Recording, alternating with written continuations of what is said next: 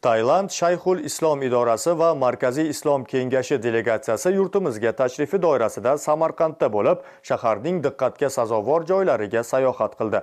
Navbatdagi lavha shu haqda.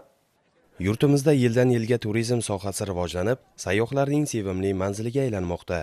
Jumladan ko'hna va navqiron Samarqand 4 ta faslda xorijiy mehmonlar bilan gavjum.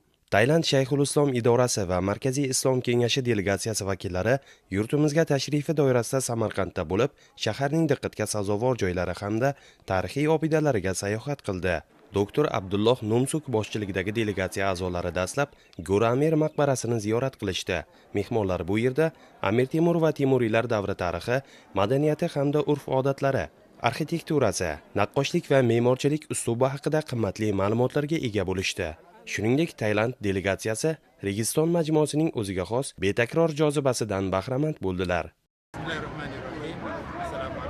Biz O'zbekistonga ilk bor tashrif buyurdik. Ushbu muborak safarni tashkil etib bergani uchun O'zbekiston Respublikasining Tailanddagi konsulligiga chuqur minnatdorlik izhor qilaman. O'zbekistonga kelganimizning ilk kunidan boshlab ko'plab qutlug' joylarni ziyorat qildik. Avval Toshkent shahriga bordik. U yerda qadimiy me'morchilik namunalarini, ulug' ulamolar maqbaralarini ziyorat qildik. Bu maskanlarning har biri bizda chuqur taassurot qoldirdi. Shuningdek, qadimiy madrasalar bilan yaqindan tanishdik. Islomiy nuqtai nazardan bu joylarning qadr va ma'nosi bizni juda hayratlantirdi.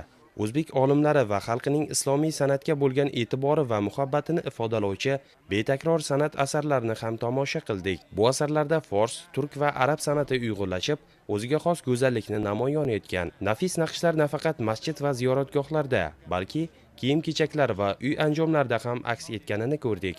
Bu esa o'zbek xalqining san'atga bo'lgan qadimiy muhabbatidan dalolat beradi. Biz bu san'atdan hayratda qoldik va behad zavq oldik. Ushbu tashrifimiz Tailand musulmonlari bilan O'zbekiston musulmonlari o'rtasida aloqalarni o'rnatish yo'lida bir eshik ochadi deb umid qilamiz.